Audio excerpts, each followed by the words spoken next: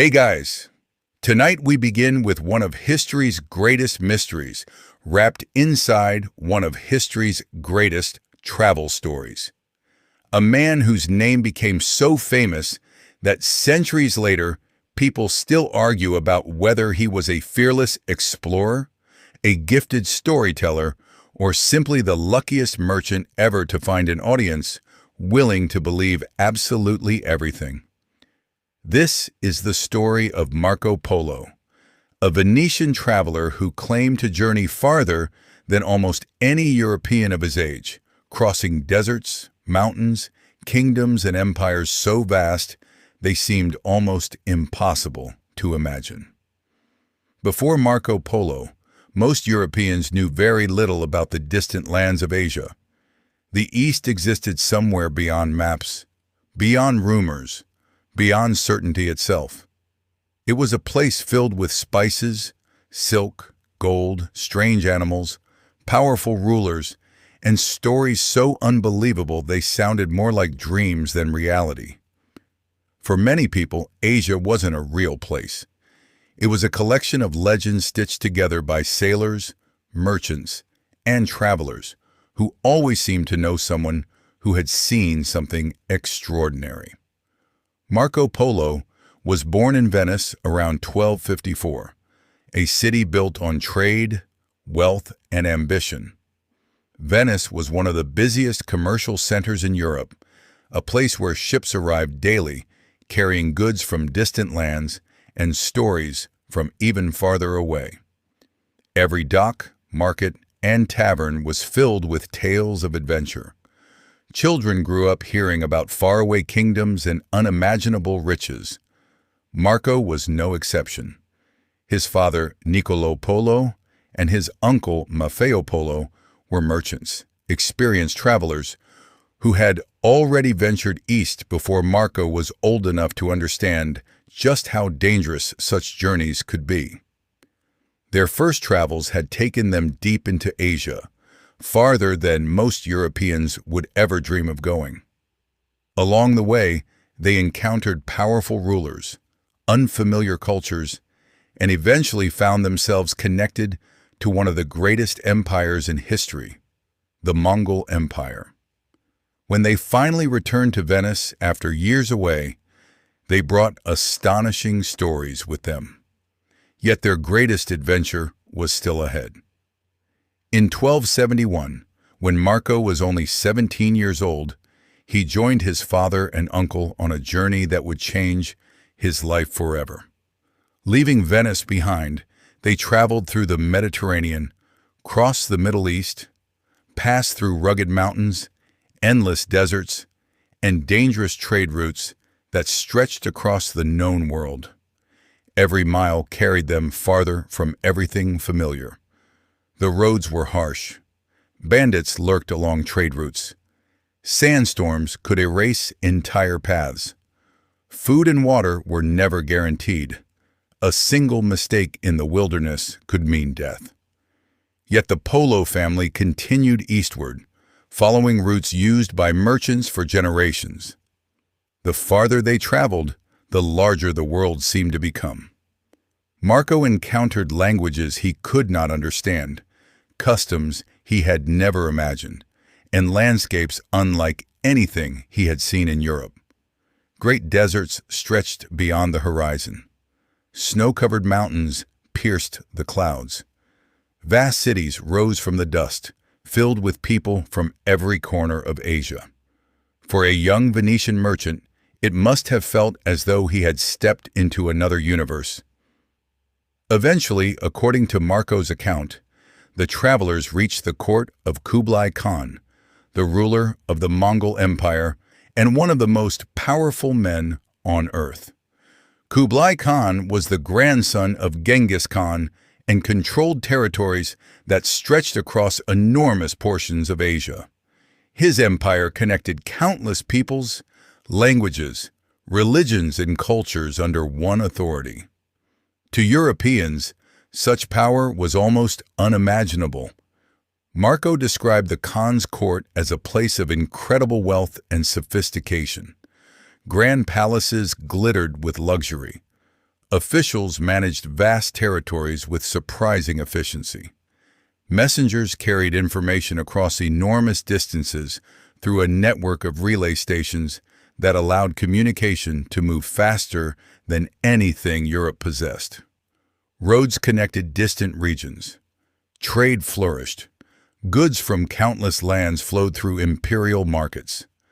According to Marco, Kublai Khan became impressed with the young Venetian.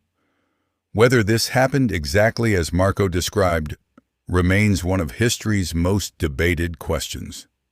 In his account, Marco claims that the Khan trusted him and assigned him various missions throughout the empire. He supposedly traveled to distant provinces, observed local customs, gathered information, and reported back to the emperor. If true, it would have given him a remarkable opportunity to witness much of Asia firsthand. Yet historians continue to debate how extensive Marco's role actually was. Some believe he genuinely served in the Khan's administration. Others suspect he exaggerated his importance. Whatever the truth may be, one thing is certain. Marco spent many years within the Mongol world and gained knowledge that few Europeans possessed. What makes Marco Polo fascinating is not simply where he traveled, but how he described what he saw. His accounts introduced European readers to ideas that seemed almost impossible. He wrote about enormous cities whose populations dwarfed anything found in Europe. He described paper money issued by the government, something that sounded completely absurd to European audiences accustomed to coins made of precious metals. He discussed coal, a black stone that burned like wood. He explained sophisticated systems of trade, communication, and administration that seemed decades or even centuries ahead of what many Europeans knew. Again and again, Marco described things that sounded unbelievable, yet later proved to be largely accurate. This created a strange problem that continues to frustrate historians today. Marco knew too much to be completely inventing his story, yet some parts of his account seem suspiciously dramatic. His descriptions often feel larger than life, as though every city was the greatest city, every ruler the most powerful ruler, and every wonder more magnificent than words could adequately express. The line between observation and storytelling becomes difficult to identify. That uncertainty is exactly what has kept Marco Polo's story alive for centuries. He was not merely reporting facts. He was creating an experience for his audience. Readers in Europe had never seen the places he described. They had no way to verify his claims. Every page carried them deeper into a world that felt both real and magical at the same time. Some details matched reality with astonishing precision. Others seemed embellished, exaggerated, or perhaps borrowed from stories he heard along the way. Yet the overall effect was irresistible. Marco Polo offered Europeans a glimpse into a larger world, a world filled with possibilities beyond anything they had imagined. By the time his adventures were eventually written down years later, after his return to Venice, and during his imprisonment in Genoa, the foundations of a legend had already been created. Whether every detail was true mattered less than the fact that people wanted to believe it. Marco Polo had become more than a traveler. He had become a bridge between worlds, a storyteller standing between Europe and Asia, inviting readers to step beyond the limits of their own experience and imagine something greater. And as his incredible journey continued deeper into the heart of the Mongol Empire, the stories would only become more extraordinary. After years of traveling across deserts, mountains, and trade routes that seemed to stretch endlessly toward the horizon, Marco Polo found himself living inside the most powerful empire on earth. At least, that's how he tells the story. And this is where things become both fascinating and slightly suspicious. According to Marco, his time in the service of Kublai Khan was not spent quietly standing in the background. No, Marco places himself remarkably close to the center of events.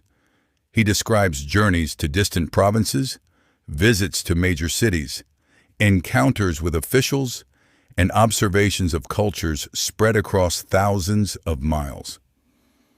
Reading his account sometimes feels less like following a merchant and more like following a medieval version of an international correspondent who somehow managed to be everywhere at once. Yet regardless of how much of it was first-hand experience and how much came from stories gathered along the way, the world Marco described was genuinely extraordinary. The Mongol Empire was unlike anything Europe had ever seen.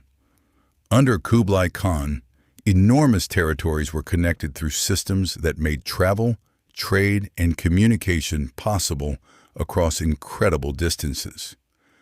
Relay stations lined major roads. Fresh horses waited for imperial messengers. Information moved with surprising speed. Merchants crossed continents carrying goods, ideas, technologies, and stories. To Marco, coming from a Europe divided into competing kingdoms and city-states, the scale of it all must have seemed overwhelming. One of the places that impressed him most was the great city known today as Beijing, then called Khanbalik, the capital of Kublai Khan's empire.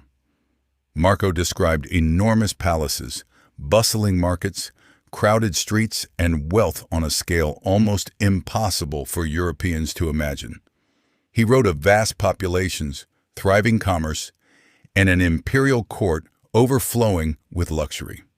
Silk, precious metals, exotic animals, spices, and treasures from across Asia flowed into the capital. To readers back home, it sounded less like a city and more like a fantasy kingdom. Yet archaeological evidence and historical records suggest that many of Marco's descriptions reflected genuine realities. The Yuan dynasty governed one of the largest and most sophisticated states of its era. Cities in China were often larger, richer, and more organized than those found in medieval Europe. Once again, Marco found himself in that strange position where the unbelievable turned out to be true. He also described technologies that astonished European audiences. One of the most famous examples was paper money. Europeans at the time relied heavily on gold and silver coins. The idea that a government could print pieces of paper and declare them valuable seemed ridiculous. Yet in China, paper currency was already an established reality. Marco carefully explained how it worked, describing the official seals, regulations, and systems that maintained public trust. Readers probably thought he was exaggerating. History eventually proved otherwise. Then there were the stories of trade. Marco described markets filled with goods from countless regions. Merchants exchanged silks, spices, ceramics, jewels, and countless other products. Entire economies seemed interconnected through networks stretching from China to the Middle East and beyond. The Silk Road was not a single road, but a vast web of routes carrying wealth across continents. Marco's observations helped Europeans understand just how interconnected the wider world really was. Yet for every accurate description, there remained questions. Historians have long noticed curious omissions in Marco's account. He never mentions tea drinking, despite its importance in Chinese culture. He says nothing about chopsticks, even though they were widely used. Most famously, he never describes the Great Wall. Defenders point out that much of the wall visible today was built later, while critics argue that some form of major fortifications certainly existed and should have attracted his attention. These omissions continue to fuel debates about how much Marco truly saw himself. Perhaps he focused only on what seemed remarkable to him. Perhaps some experiences came secondhand, or perhaps certain details simply didn't survive the retelling. Whatever the explanation, the mystery remains part of the story's enduring appeal. As the years passed, Marco claimed to have traveled throughout various regions of the empire. He described distant provinces, strange customs, unfamiliar religions, and landscapes unlike anything found in Europe. Some regions were rich and fertile. Others were harsh and unforgiving. He encountered Buddhists, Muslims, Christians, and followers of beliefs entirely unknown to most Europeans. The diversity of the Mongol Empire impressed him deeply. Under Mongol rule, people from many different backgrounds interacted in ways rarely seen elsewhere. Merchants, diplomats, scholars, and travelers crossed borders with a freedom that would have been difficult in many other parts of the world. This exchange of ideas fascinated Marco and became one of the defining themes of his narrative. Yet, despite all the wonders, life within the empire was not without dangers. Travel remained difficult. Distances were enormous. Political tensions simmered beneath the surface. Maintaining control over such a vast territory required constant effort. The empire's strength depended on effective administration, military power, and the authority of rulers like Kublai Khan. Marco witnessed a world at its peak, but like all empires, it faced challenges that would eventually grow impossible to ignore. Still, during his years in Asia, none of that seemed certain. The Mongol Empire appeared stable, wealthy, and unstoppable. To Marco, it may have seemed like the center of the world itself, and as he continued gathering stories, observations, and experiences, he was unknowingly creating one of the most influential travel narratives in history. Long after he returned home, generations of readers would open his book and encounter a world larger than they had ever imagined. Some would doubt him. Others would believe every word. But none could easily forget what they had read. And soon, Marco's journey would take another dramatic turn, one that would eventually bring him back toward Europe and transform his adventures into a legend that would survive for centuries. By the late years of his journey, Marco Polo had spent what he claimed were nearly 2 decades within the vast world of the Mongol Empire. Whether every detail happened exactly as he described remains uncertain, but one thing is clear. Eventually, the time came to leave. And leaving the court of Kublai Khan was not as simple as packing a bag and heading home. According to Marco's account, the emperor valued the Polo family and was reluctant to let them go. For years, their requests to return to Venice were reportedly denied. Then an opportunity appeared. A Mongol princess was to be escorted by sea to Persia, where she would marry a ruler allied with the empire. The Polos were chosen to accompany the mission, giving them the chance they had been waiting for. Thus began one of the most dangerous chapters of their entire adventure. The journey home would take them across seas that were far less predictable than any road. The fleet departed from China, carrying nobles, sailors, soldiers, merchants, and the princess herself. The route passed through Southeast Asia, across the Indian Ocean, and toward the Persian Gulf. Along the way, Marco described unfamiliar islands, tropical climates, and cultures completely different from those he had encountered before. For a Venetian merchant raised among the canals of Italy, These lands must have felt almost otherworldly. Yet the voyage was brutal. Storms battered ships. Disease spread among passengers. Supplies ran low. Long stretches at sea tested everyone's endurance. According to Marco, many of the travelers who began the expedition never reached its destination. By the time the survivors finally arrived in Persia, only a fraction of the original group remained alive. Whether the numbers are perfectly accurate is impossible to know, but the dangers of medieval sea travel were very real. The ocean showed little mercy to anyone foolish enough to underestimate them. After completing the mission, the Polos continued westward.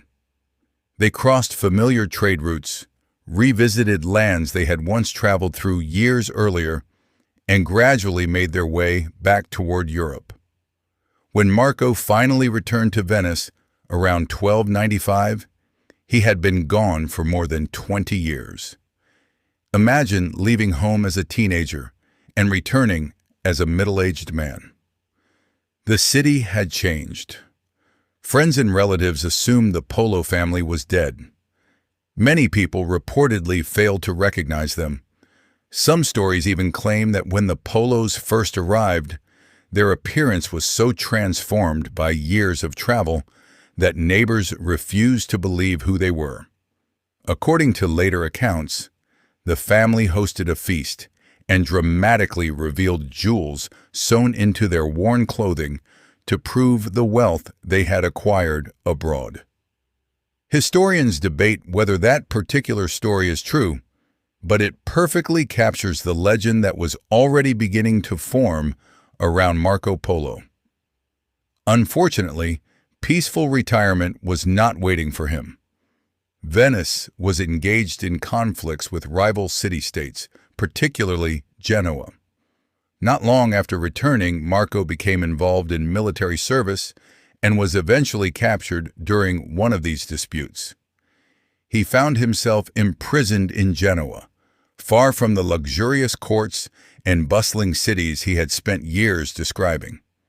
Yet, oddly enough, this imprisonment may have been the most important event of his entire life, because it was there, inside a prison cell, that Marco Polo finally told his story. His cellmate was a writer named Rustichello da Pisa, a man already known for producing popular tales of knights, heroes, and adventures. Together they created what became known as the Travels of Marco Polo.